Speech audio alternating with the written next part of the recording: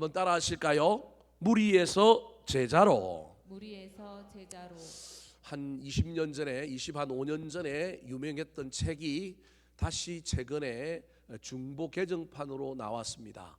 후안 까롤로스라고 하는 유명한 저자가 지었던 제자입니까? 라고 하는 책입니다. 이 책을 보신 분도 있고 아시는 분도 있을 것입니다.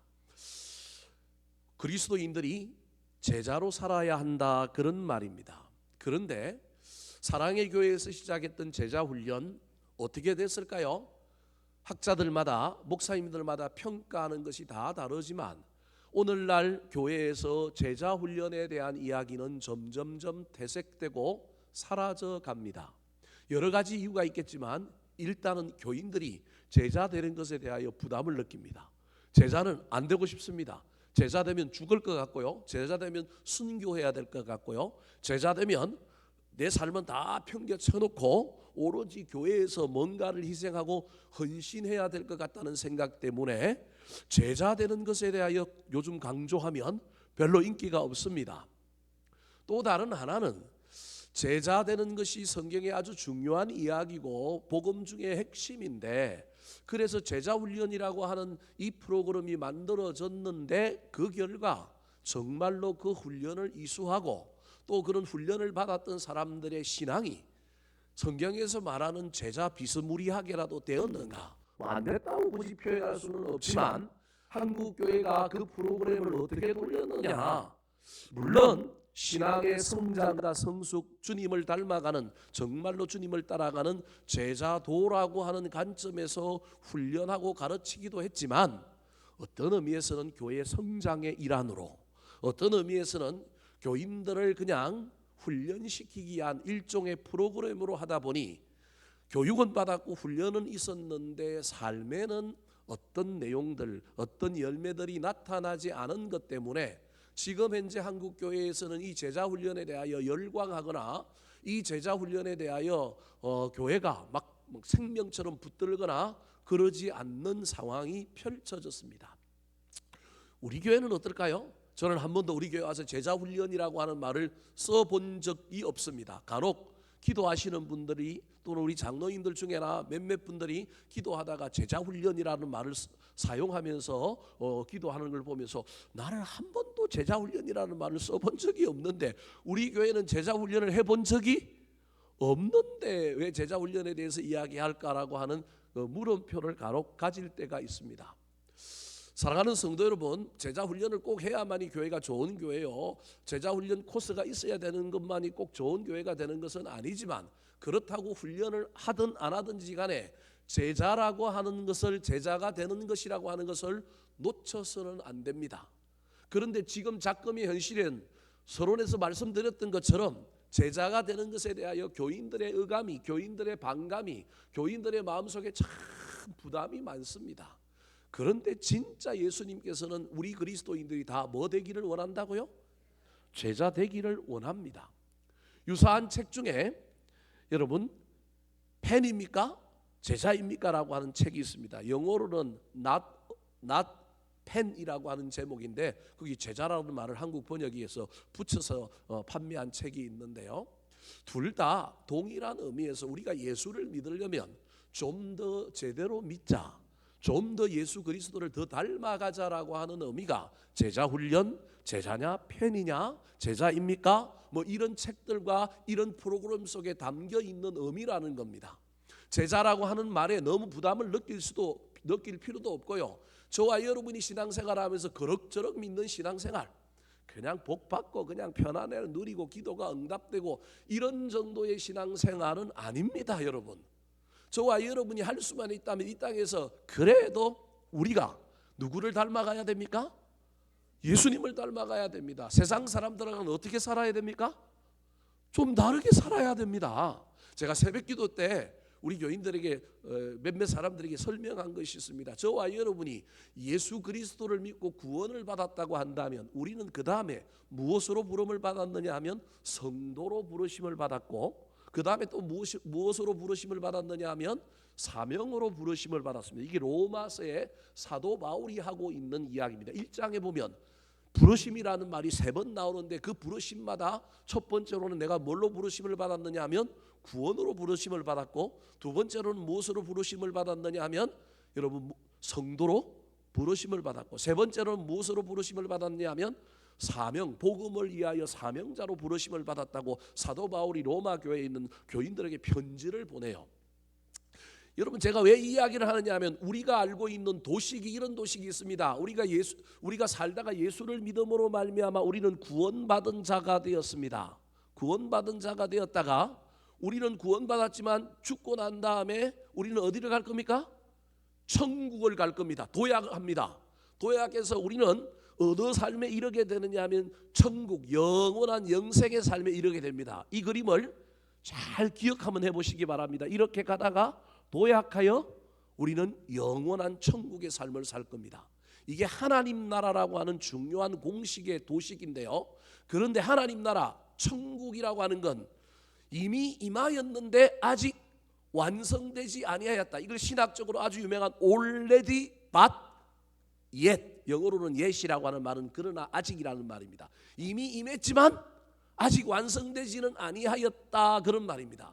그러면 하나님 나라의 관점에서 본다면 조금 전에 구원받은 우리가 죽고 나면 영원한 도약하여 영원한 천국 영생의 나라에 갈 이 이야기는 여러분 이렇게 그리면 안 됩니다. 저와 여러분이 예수를 믿고 구원을 받았다고 한다면 적어도 죽기 전에 이 땅에서 도약을 한번 해봐야 합니다.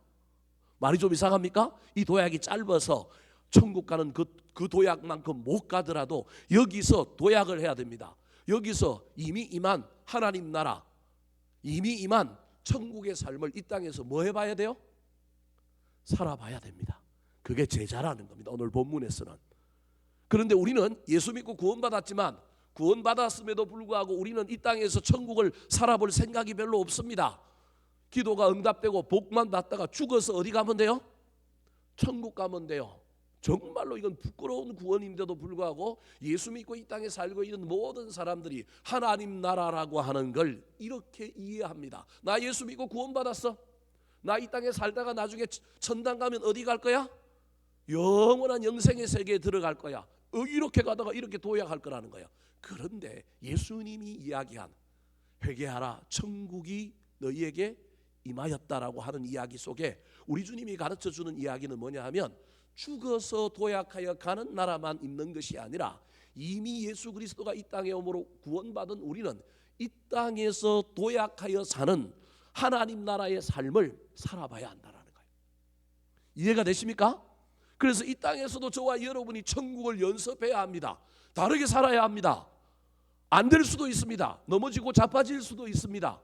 예전보다 좀 더 좋은 신앙, 예전보다 좀 더 괜찮은 신앙으로 살아야 합니다. 그걸 예수님은 살아생전에 12명이라고 하는 제자들을 부르고 난 다음에 그 제자들에게 너희들이 무리가 아니고 뭐라고요? 제자다. 제자는 다른 가치관을 사는 거다. 그래서 산상수원 이런 것도 이야기하고요. 마태복음 5장부터 8장까지에서 수많은 가르침을 이야기하고요. 예수님이 그들을 데리고 다니면서 수많은 이야기를 하는 이유는 너희들이 이 땅에서 구원받았다고 나를 따라다닌다고 요렇게 살다가 나중에 죽어서 천국 가는 삶이 아니라 그 전에 너희들이 뭐가 되었으면 좋겠다? 제자가 되었으면 좋겠다. 그냥 내가 너희를 불렀기 때문에 12제자라고 하는 그 개념 말고 제자로서의 삶을 이 땅에서 천국을 한번 경험했으면 좋겠다. 이 땅에서 죽기 전에 도약하여 너희들이 어디 갔으면 좋겠다? 천국 갔으면 좋겠다. 그래서 already but yet, 이미 임하였지만 아직 완성되지 아니한 천국의 삶을 살아가는 사람, 그 사람이 누구라고요? 제자다. 그런데 사람마다 우리가 여러분 벼룩이라서 벼룩마다 뛰는 높이가 다르잖아요. 신앙의 경지가 달라서 죽음 이후에 가는 천국의 그 도약까지는 아닐지라도 저와 여러분이 이 땅에서 그래도 도약을 한번 해봐야 되지 않겠습니까? 저와 여러분이 이 땅에서 우리도 돈 벌고 우리도 막 편하게 사는 거 좋아하고 우리도 막 소유가 늘어나는 거 좋아하고 우리도 잘 되는 거 좋아하지만 그럼에도 불구하고 저와 여러분이 이 땅에서 좀 더 근사한 그리스도인, 좀 더 잘 믿는 그리스도인, 좀 더 성숙한 그리스도인의 삶을 도전해보고 살아봐야 하지 않겠습니까? 그걸 제자라고 이해하자라는 거예요. 자꾸 제자하면 인생을 전폐하고 우리 예수님 따라다녔던 12명의 제자들처럼 그들은 다 나중에 어떻게 죽었느냐 하면 십자가에 거꾸로 죽고 칼로 톱으로 베어서 당해서 죽고 살갗이 벗겨져 죽고 전부 순교했다. 그런 개념 말고 우리는 자꾸 제자라고 하면 그런 개념을 생각하니까 내 일상의 삶은 없고 내 꿈은 없으니까 그냥 난 제자 안 하고 뭐 할래? 성도 할래. 근데 여러분 제자나 성도나 다 같은 개념이라는 거예요. 예수 믿고 살았다고 한다면 이 땅에 저와 여러분이 주인이 바뀌고 이 땅에서 사는 동안에 저와 여러분의 삶의 가치가 바뀌고 삶을 살아가는 식과 방식이 조금 바뀌어봐야 하지 않겠습니까? 그래서 이 땅에서 맛을 좀 봐야 하지 않겠습니까? 천국의 맛, 영원한 영생의 하나님 나라의 맛을 봐야 되지 않겠습니까? 그걸 온전히 다 보고 간 사람도 있지만 사람마다 다 다르겠지만 그러나 죽어서 천국 가는 그거 말고 이 땅에서 이미 임한 하나님 나라를 경험하는 사람, 그걸 로마서에서 사도 바울은 성도라고 표현했고 예수님은 그걸 오늘 본문에서는 뭐라고 표현하고 있다고요? 제자라고 표현하고 있는 거예요. 수많은 사람들이 따라다니긴 따라다니는데 떡 먹고 배부른 까닭에 따라다니고 자신들의 인생의 문제가 해결되는 것 때문에 따라다니는데 그게 아니라 좀 하나님 나라를 이곳에서 경험해 봤으면 좋겠는데 이곳에서 좀 세상 사람들과 다르게 사는 식과 방식을 붙들고 실험을 좀 해봤으면 좋겠는데 계속 무리의 자리에 앉아있는 그들이 너무 안타까워서 우리 주님께서 오늘 그들을 향하여 과감하게 도전하시면서 너희가 뭐가 되라고요?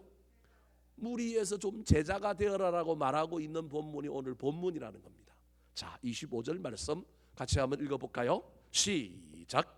수많은 무리가 함께 갈새 예수께서 돌이키사 이르시되. 저 돌이키사라고 하는 단어가 예수님이 십자가에 달리시기 전에 여러분 대제사장의 뜰에서 그가 붙잡혀 갈 때 사도 베드로가 따라갔다가 닭이 울기 전에 예수님을 몇 번 부인해요? 3번 부인할 때 마지막 부인할 때 누가 쳐다봐요? 예수님이 돌이켜 볼 때 하고 똑같은 다는 거예요. 따라다니는 무리들 열심히는 쫓아다니는데 우리 주님이 너무 안타까운 거예요. 따라오니까 그냥 자신들은 제자인 것 같은데 예수님이 보기에 전혀 제자가 아닌 저 무리들을 향하여 돌이켜 보면서 지금 이야기하고 있는 내용이 오늘 본문에 나오는 너희들이 뭐가 되어라?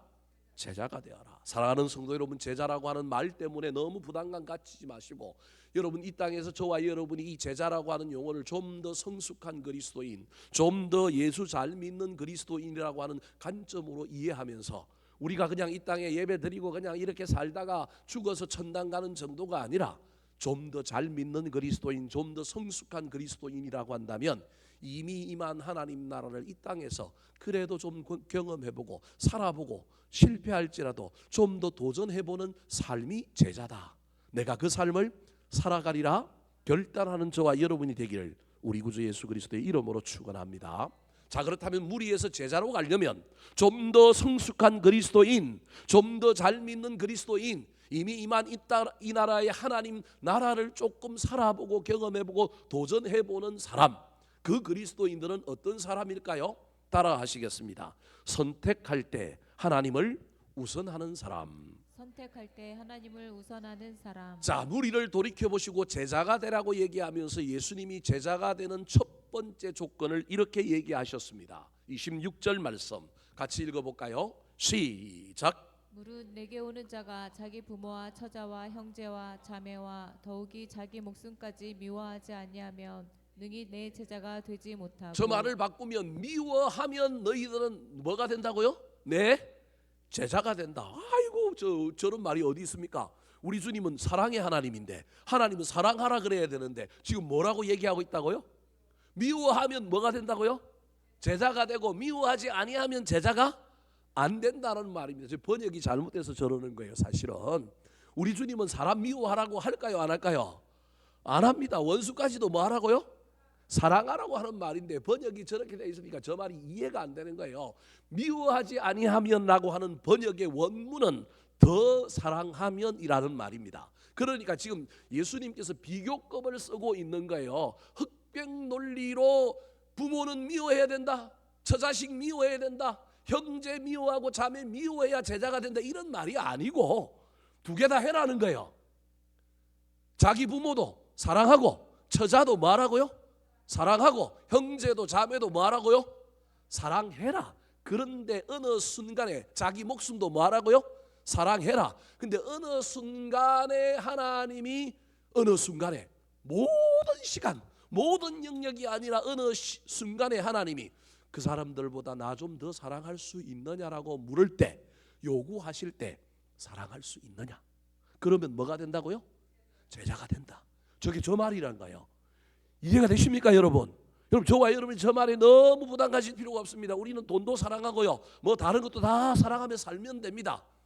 우리 주님 우리를 쫓아다니면서 평생 너 그것들보다 나 더 사랑하느냐, 절대 그렇게 얘기하지 않습니다. 베드로에게도요 그렇게 하지 않았습니다. 요한복음 21장에 보면 한 번 물어보잖아요. 네가 이 모든 것들보다 나를 더 뭐하느냐? 사랑하느냐? 요한복음 21장에서 이 모든 것들보다 네가 더 나를 사랑하느냐? 물고기, 제자들 뭐 이런 것이 다 이 모든 것에 들어갈 거예요. 어떤 때 주님이 저와 여러분에게 최고의 우선순위를 요구할 때가 있다라는 거예요. 모든 삶의 전 영역에 우리 주님께서 우선순위가 하나님이어야 한다. 어이구 미치고 환장할 노릇이에요. 그거 너무 힘들어요. 우리 주님 결코 그러신 분이 아니에요. 아브라함에게 하나님께서 최고 우선순위를 매일 요구하신 것이 아닙니다. 13살 된 이삭이 13살 되었을 때 하나님이 이거 한번 딱 요구했습니다. 네가 이삭보다 나를 더 사랑할 수 있겠느냐? 그러면 뭐 해라고요? 바쳐라. 그 나머지 시간은 다 네가 이삭 사랑하고 네가 다른 거 사랑하고 뭐 사랑해도 살아도 된다라는 거예요. 그것도 우리 인간의 입장에서는 부담이 되긴 하는 일이지만 저는 아브라함에게 요구하셨던 것처럼, 왜냐하면 아브라함의 믿음의 조상이니까 요구했고 저와 여러분 믿음의 조상이 아니잖아요. 하나님 우리한테 그렇게 심하게 요구하지는 않을 거예요. 그런데 여러분 어찌 되었든지 간에 하나님이 때로는 어떤 순간, 결정적인 순간, 어떤 사건, 어떤 일 앞에 하나님께서 아브라함에게 이야기하셨던 것처럼 네가 이것들보다 나를 더 사랑하느냐라고 물으실 때가 있을 거라는 거예요. 그때 우선순위를 하나님께 드릴 수 있는 사람, 나머지 평상시에 나머지 주님이 요구하지 않을 때는 너 미안하지만, 말이 좀 이상하지만 너 세상 사람들보다 더 다른 거 좋아하면 살아도 돼. 그런데 이번에 딱 이거 내가 물을 때 너 그거 할 수 있느냐? 그거 하면 뭐라고요? 제자라는 겁니다. 제가 성경을 이상하게 해석하고 여러분 헷갈리죠? 이제부터는 전부 내 마음대로 살다가 이제 하나님이 한번 나한테 딱 오셔갖고 뭐 요구하면 그때만 하나님 우선순위 하면 될 것 같죠? 근데 평소에 이게 연습이 안 되면 그때 된다 안 된다? 무슨 말씀이 이해되십니까? 된다고 생각하는 사람 한번 해보시기 바랍니다. 내가 하나님께 우선순위를 자꾸 드리지 않았는데 1년에 한 번, 뭐 1년에 한두 번 어떤 순간에 하나님께서 딱 와가지고 자녀들보다 네 자아 실현보다 내가 최고 우선순위냐, 나를 더 사랑하느냐 라고 물으실 때 우리가 예 내가 그렇게 하겠나이다 순종한다는 게 쉽다 어렵다? 한번 해보시기 바랍니다. 제가 해보니까 쉽지 않더라고요. 그래서 아브라함의 경우에 이제서야 네가 나를 뭐 하는 줄 아노라? 사랑하는 줄 아노라. 그게 우리 하나님의 이야기입니다.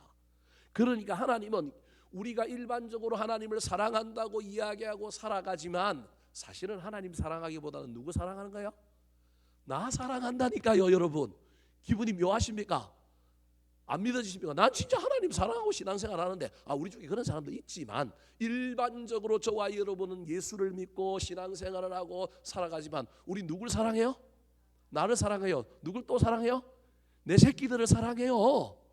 교회를 더 사랑한다고 하지만 교회 안에 있는 누굴 더 사랑해요? 나를 더 사랑해요. 내가 신앙생활 잘하는 울타리로서의 교회를 사랑하지 내 신앙이 좀 힘들고 어려워도 교회 사랑하는 것 이거 쉽지 않아요 여러분. 그러나 어떤 때에 하나님이 오셔서 물으실 거라는 거예요. 이 분별력, 이게 깨달아지는 사람이 진짜 믿는 사람입니다. 여러분에게 이런 놀라운 통찰력이 있었으면 좋겠습니다. 저는 제 인생에 뭐 여러 가지 경우들이 있겠지만 한 서너 번 이 경험을 했는데요, 정말로 쉽지 않더라고요. 정말로 힘들더라고요. 이걸 깨닫고 난 다음에 야 이게 참 어렵구나, 쉽지 않구나, 하나님이 우리에게 다 요구했구나. 여러분 이게 선악과의 이야기하고 똑같아요. 다 하라는 거예요 네 마음대로. 그런데 뭐는 먹지 마라? 선악과 먹지 마라. 거기에서 우선순위가 나오는 거예요. 제자는요, 하나님이 요구하실 때 하나님을 최고 우선순위로 하는 사람, 주님이 원하실 때 그 사람이 제자다. 사랑하는 성도 여러분, 제자는 주님을 쫓아다니고 시금을 전폐하고 복음을 위하여만 살고 내 생활은 온데간데 없고, 여러분 아닙니다. 오해하지 마시기 바랍니다. 이 땅에서 저와 여러분이 삶의 현장에서 열심히 살아가고 자아를 실현하고 자식들 양육하고 사시기 바랍니다. 현대적인 의미에서 제자는요, 또 다르게 해석한다면 오늘 제가 여러분에게 설명하는 것처럼 결정적인 순간에 어떤 사건 가운데 주님이 찾아오셔서 네가 이것들보다 나를 더 우선시할 수 있느냐, 더 사랑할 수 있느냐라고 물으실 때, 그때 저와 여러분이 입술을 깨물고 볼펜을 가지고 허벅지를 찔러가면서 주님 사랑합니다, 이때 순종할 수 있는 사람이 누구라고요? 제자다. 그거 못하면 나는 주님을 따라다니는 뭐라고요? 무리다. 기분 나쁘게 생각하지 마십시오. 안 따라다니는 사람도 있는데 따라다니는 무리도 나쁜 사람은 아니에요. 여러분, 방해하고 대적했던 수많은 바리새인들이 있지만 그래도 무리는 뭐 하기라도 했어요? 따라다니기도 했잖아요. 얼마나 우리 주님 입장에서 귀한 사람인지 모릅니다. 제가 무리를 폄하하거나 무리가 나쁘다고 이야기하려고 하는 게 아닙니다. 우리는 다 무리입니다. 그런데 무리일 때 하나님께서, 주님께서 저와 여러분에게 한번 도전하실 때 우리 주님을 우선순위로 사랑함으로 선택할 줄 아는 저와 여러분이 되기를 예수님의 이름으로 축원합니다. 두 번째입니다. 무리에서 제자로 가려면 어떤 삶을 살아야 할까요? 따라 하시겠습니다. 책임과 헌신에 십자가를 지는 사람. 책임과 헌신의 십자가를 지는 사람. 자, 주님께서 찾아오셔서 어떤 순간에 네가 나를 더 사랑하느냐라고 물으실 것이 1번 첫 번째였다고 한다면, 그 사랑하는 것이 구체적으로 뭐라고요? 십자가다라고 하는 것이 두 번째라는 겁니다. 27절 말씀 같이 한번 읽어볼까요? 시작. 누구든지 자기 십자가를 지고 나를 따르지 않는 자도 능히 내 제자가 되지 못하리라. 저 말도 바꾸면 십자가 지고 따르면 뭐라고요? 제자라는 거예요. 그러면 평생 십자가 져야 될까요? 아닙니다. 예수님이 지고 가시는 십자가, 아리마대 요셉이 아리마대 요셉 맞아요? 갑자기 헷갈려갖고 제가 구레네 사람 시몬. 제가 지금 요즘 머리가 헷갈려가지고 인물이 머릿속에서 왔다 갔다 합니다. 여러분 오해하지 말고 아닌 것 같아서 여러분에게 물어보게 도와주셔야 됩니다. 구레네 사람 시몬 졌잖아요. 예수님이 더 많이 졌을까요? 구레네 사람 시몬이 많이 졌을까요? 예루살렘에 가보면요, 예수님이 십자가 지고 갔던 길을 비아돌로서라고 하는데 거기에 14개의 예수님이 걸어갔던 장소를 기념해 놓은 그 곳이 있어요. 그걸 14처라고 얘기하는데 그 중에요 한 구간만 누가 지고 가요? 구레네 사람 시몬이 지고 가요. 나머지는 다 누가 지고 가요? 예수님이 지고 가요. 여러분 마찬가지입니다. 저와 여러분도 십자가는 우리가 다 지고 가는 게 아니라 누가 지고 가실 거라고요? 예수님 지고 가실 겁니다. 이 믿음이 있어야 됩니다. 물론 그 십자가가 무겁기 때문에 우리도 힘들겠지만, 그럼에도 불구하고 주님이 어느 순간 우리에게 네가 이 십자가 좀 져라라고 얘기하면 질 수 있는 사람이 누구라고요? 제자입니다. 그 구간은 내가 책임을 져야 합니다. 그 기간은 그 구간만큼은 내가 뭐 해야 되느냐 하면 헌신해야 됩니다. 그래서 십자가는 책임과 헌신입니다. 사랑하는 성도 여러분, 제자는 다 내가 다 하는 것은 아닙니다. 오해하지 마시기 바랍니다. 한 구간만 책임지면 됩니다. 그 기간에, 그 구간에 최선을 다하여 헌신하는 사람, 그게 제자라고 지금 예수님께서 말하고 있는 것입니다. 다 까먹어도 좋습니다. 주님이 어느 순간 오셨을 때 나를 더 사랑하느냐고 이야기하시고, 너 한번 손해의 십자가 한번 져볼래? 억울함의 십자가 한번 져볼래? 물질의 십자가 한번 져볼래? 자존심의 십자가 한번 져볼래? 이야기할 때 그거 한다고 내가 죽는 것도 아니고 그거 한다고 계속 그렇게 사는 것 아니라고 하는 사실을 잘 기억하여 그 순간 그 사건만이라도 그 십자가를 질 줄 아는 사람, 그 사람이 제자임을 깨닫고 저와 여러분이 질 수 있게 되기를 우리 구주 예수 그리스도의 이름으로 축원합니다. 세 번째입니다. 무리에서 제자로 가는 삶의 변화를 일으키는 사람은 어떤 사람일까요? 따라 하시겠습니다. 결단 후 중단 없이 완주하는 사람. 결단 후 중단 없이 완주하는 사람. 따르는 무리를 향하여 너희들이 제자가 되어라라고 이야기하면서 너희들이 때로는 어떤 순간에 부모들보다 네 목숨보다 나를 더 사랑할 수 있느냐? 그러면 제자다라고 이야기하시고 난 다음에 십자가 질 수 있느냐? 그러면 제자라고 이야기하고 난 다음에 예수님께서 갑자기 비유를 두 가지를 드십니다. 첫 번째 비유는 망대 비유입니다. 자, 28절부터 30절까지의 말씀 같이 한번 읽어볼까요? 시작. 너희 중에 누가 망대를 세우고자 할진대 자기의 가진 것이 준공하기까지에 족하는지 먼저 앉아 그 비용을 계산하지 아니하겠느냐. 그렇게 아니하여 그 기초만 쌓고 누가 못하면 보는 자가 다 비웃어 이르되 사람이 공사를 시작하고 능히 이루지 못하였다 하리라. 여러분, 저 이야기 내용이 뭘까요? 어떤 사람이 망대를 세우고자 하면 뭘 해야 된다고요? 돈이 얼마 들어갈 것인가 계산을 딱 해보고 그 망대 공사를 지어야지. 무턱대고 지으면 된다 안 된다? 안 된다. 무턱대고 지으면 짓다가 나중에 돈이 모자라서 뭐 하게 될 거다? 중단하게 될 거다. 그럼 많은 사람들이 비웃을 거다라는 거예요. 핵심이 이거예요. 지금 제자에 대한 이야기를 하면서 갑자기 망대 비유를 들어가지고 본문의 이야기를 흐린 것 같지만 예수님은 지금 정확하게 이야기하고 있는 거예요. 29절과 30절에 나오는 중요한 표현이 능히 뭐하지 못하면 이루지 못하면, 제자는 뭐하는 사람이냐면 이루는 사람이라는 거예요. 다르게 얘기하면 제자는요 완성하는 사람이라는 거예요. 좀 더 다르게 얘기하면 제자는요 끝까지 포기하지 않는 사람이에요. 결단해야 되는 거예요. 돈이 얼마 들 거다 계산해보고 그래 감당하리라 하고 망대를 세우는 사람이 제자인데요, 어떤 중간에 어려움이 와도 그거 포기하지 말고 능히 뭐하는 사람? 이루는 사람이 제자라는 거예요. 여기서 핵심은 어떤 희생과 어떤 어려움이 닥치더라도 포기하지 말고 끝까지 뭐하라고요? 달려가야만이 그 사람이 뭐다? 제자다라고 이야기하고 있는 겁니다.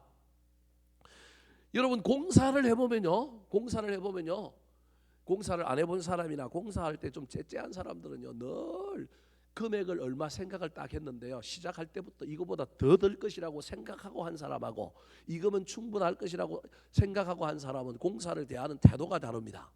짜증이 나고요, 돈이 더 들어가거나 공사가 막 딜레이 되면 그때부터 긴장과 갈등 속에서 사람이 거칠어집니다. 그런데요 생각해야 됩니다. 10%는 뭐 할 거다? 더 들어갈 거다. 여러분, 예수 믿을 때 저와 여러분이 이런 생각하고 믿어야 한다는 거예요. 내가 생각한 것보다 더 힘들 거다, 더 어렵다, 이런 게 있다라는 거예요. 그것도 생각 안 하고 예수 믿으면 복만 받고 예수 믿으면 좋은 일만 있다고 생각하면 큰일 난다라는 거예요. 어려움이 있다니까요. 그럼에도 불구하고 그 어려움에 내가 무너지지 않고 끝까지 뭐 하리라? 가리라. 직분 받는 사람, 직분 때문에 좋아하는 것만 생각하지 말고 직분 받고 나면 어려움이 있다. 근데 능히 뭐 해야 된다고요? 이루어야 된다. 끝까지 완주해야 된다. 그런 사람이 진짜 제자라는 거예요. 일을 잘하느냐 못하느냐의 문제가 아니라 끝까지 가는 사람이 뭐라고요? 제자다. 그래서 예수님의 제자들은요 복음을 얼마나 전했고 얼마나 많은 사람이 구원을 받았냐 중요한 게 아닙니다. 그들은 끝까지 갔습니다. 그게 순교로 나타난 거예요. 그래서 순교해야 된다 이 얘기가 아니고요, 지금 예수님의 얘기는요 뭐 하지 말라고요? 포기하지 말고 중단하지 말아라.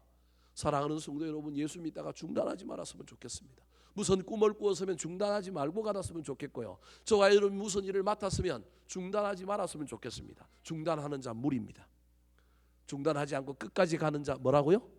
제자입니다. 그런데 두 번째 비유가 해석하기가 너무 힘듭니다. 두 번째 비유는 어떤 비유를 들었느냐 하면 전쟁 비유입니다. 31절 32절 말씀 같이 읽어볼까요? 시작. 또 어떤 임금이 다른 임금과 싸우러 갈 때 먼저 앉아 1만 명으로서 저 2만 명을 거느리고 오는 자를 대적할 수 있을까 헤아리지 아니하겠느냐. 만일 못할 터이면 그가 아직 멀리 있을 때 사신을 보내어 파친을 청할지니라. 자, 어떤 임금이 전쟁을 나가는데 자기 군사는 10,000명인데 상대방 군사가 몇 명이라고요? 20,000명. 그러면 1만 명으로 2만 명을 이길 수 있을까? 헤아려 봐야 된다는 거예요. 이길 수 있다고 하면 뭐 해야 돼요? 전쟁하는 거예요. 무슨 말씀이 이러십니까? 그런데 숫자에 밀려가지고 공포시 때문에 못 이기겠다 그러면 뭐 해야 된다고요? 화친을 해야 된다는 거예요. 여러분, 저 이야기는 문맥적으로 드러난 이야기는 얼마나 지혜로운지 몰라요. 그래서 때로는 물러서고 때로는 하친하고 뭐 이런 얘기처럼 들립니다. 그런데요, 사실은 저 이야기 속에는 이런 의미입니다. 네가 하친하면 제자라고요? 무리라는 거예요. 어디에 목사님 그런 얘기가 있습니까? 아무리 저 31절과 32절을 읽어봐도 뭐 앞에 있는 망대 비유는 능히 이루어지 못하리라, 뭐 능히 이루어야 한다 이런 얘기를 하고 있다가 31절과 32절에는 전쟁 비유에서는 지혜로운 왕은 이길 수 있는지 없는지를 깨닫고 이길 수 있으면 전쟁하고 적은 숫자라도 이길 수 없는 사람은 여러분 하친하는 것이 지혜로운 왕이다라고 이야기하고 있으니 저게 얼마나 맞는 말이에요. 근데 우리 주님이 진짜 저 얘기하고 있을까요? 정말로 우리 주님께서 저 이야기를 통하여 못 이길 것 같으면 하친해라고 얘기할까요? 믿음은 그런 게 아니라는 거예요. 지금 저 이야기 속에서 어떤 왕이라고 이야기하는데 원문에 보면 저게 왕이 아니라 용병입니다. 용병. 어떤 용병이 돈을 받고 전쟁에 참가했는데 딱 따져보니까 자기가 숫자가 적고 상대방의 전력이 강해. 이 용병이 따져보니까 성산이 있어요 없어요? 없어요. 용병이잖아요. 그래서 용병은 어떻게 한다고요?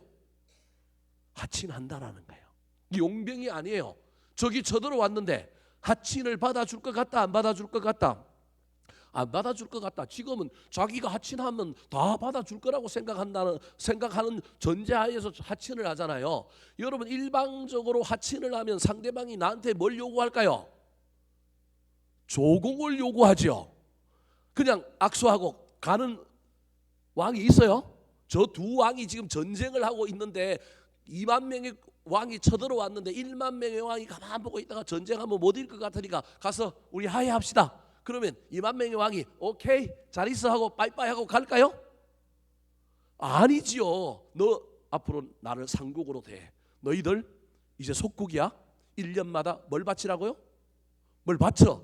이게 전쟁의 이야기잖아요. 하치는 했지만 생명은 건졌지만 속국이 된 거예요. 여러분 저와 여러분이 신앙에 타협을 하면 마귀에게 뭐가 된 거예요?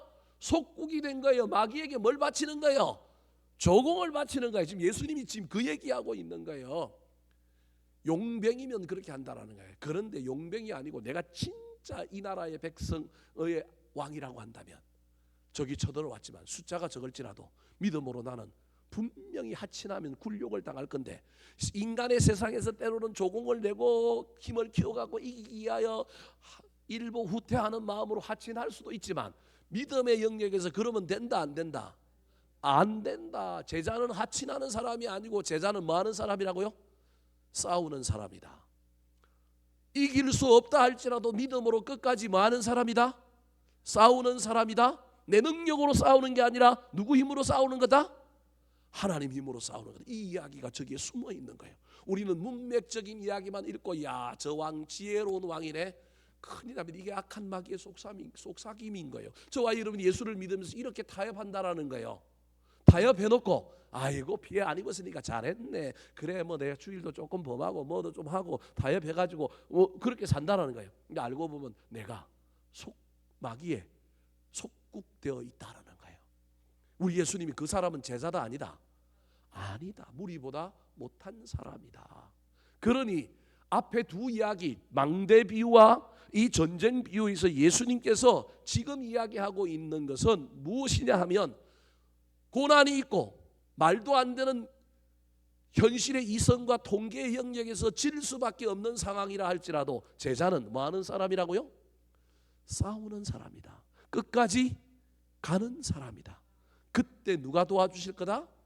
하나님이 도와주실 거다. 무리는 판단한다. 무리는 이해관계 속에 그냥 그래서 자기한테 이익되면 따르고 이익 안 되면 뭐예요? 흩어지는 거예요. 근데 제자는요, 이익이 아니라 주님이 원하시면 이게 해야 될 일이라고 한다면 피를 보고 이것 때문에 힘이 들고 어려울지라도 제자는 뭐 한다고요? 싸운다. 이게 제자란 거예요. 이제 세 번째 오니까 제자 되기 싫죠? 힘들죠? 핵심은 뭐냐 하면요, 중단하라는 거예요. 중단하지 말라는 거예요. 중단하지 마라.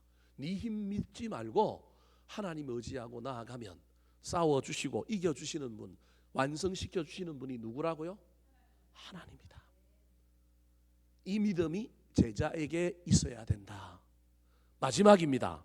무리에서 제자로 저와 여러분이 옮겨가서 살아내려면 어떻게 해야 될까요? 따라 하시겠습니다. 모양뿐만 아니라 맛도 소유한 사람. 모양뿐만 아니라 맛도 소유한 사람. 세 번째 비유가 소금 비유가 나옵니다. 자, 34절과 35절 말씀 같이 한번 읽어볼까요? 시작. 소금이 좋은 것이나 소금도 만일 그 맛을 잃으면 무엇으로 짜게 하리요. 땅에도 거름에도 쓸데없이 내버리니라. 우리가 너무 잘 알고 있는 이야기입니다. 너희는 세상의 빛이라, 너희는 세상의 소금이라. 소금이 그 맛을 잃으면 밖에 버려져 밟힐 뿐이니라. 똑같은 이야기가 오늘 본문에도 이야기 나옵니다. 소금이 그 맛을 잃으면 쓸데없어 뭐하리라고요? 내버린대요. 그런데 땅에도 거름에도 쓸데가 있다 없다? 없다라고 이야기합니다. 너무도 당연한 이야기, 우리가 잘 알고 있는 이야기인데 이게 제자와 무슨 관련이 있을까요? 여러분, 앞에 우리가 살펴보았던 것처럼 제자는 결정적인 순간에 우리 주님이 너 나를 더 사랑해라고 얘기할 때 순종하여 사랑해야 될 뿐만 아니라 그 사랑의 방식으로 뭘 질 수 있어야 된다고요? 십자가를 질 수 있어야 되고, 어떤 어려움과 이성으로 이해가 되지 않는 상황이 우리 가운데 있을지라도 주님을 믿고 우리는 끝까지 타협하지 않고 끝까지 달려가는 사람, 그때 하나님이 도와주실 거라는 거예요. 여러분, 이 믿음 가지고 사는 사람이 진짜 멋진 제자라는 거예요. 근데 재미난 건 이 제자가 세월이 지나다 보면 문제가 생길 수 있다는 거예요. 세월 앞에 저와 여러분이 장사가 없어요. 그래서 오랫동안 예수 믿으면 오랫동안 믿었으니 신앙이 더 날카롭고 신앙이 더 아주 좋아야 되는데 세월 앞에 소금이 뭘 잃을 가능성도 있다고요? 맛을 잃어버릴 수도 있다는 거예요. 사회가 소금 용도가 30%랍니다. 그래서 사회에 가서 이번에도 성지순례 가서 안 한다는 사람 제가 꼬셔갖고 사회에 들어가서 수영을 했는데요. 뜰까요, 안 뜰까요? 뜹니다. 안전요원이 있는데요. 안전요원은 뭐 하는 사람이냐면요, 수영하는 사람 잡아내는 거예요. 수영 잘한다고 거기서 막 수영하면 안전요원이 뭘 불어요? 호루라기를 불어. 왜 불어요? 지는 수영 잘해서 문제는 없지만 수영하면서 뭘 튀겨요? 물을 튀기는데 그 옆에 있는 사람의 눈에 들어가면 어떻게 돼요?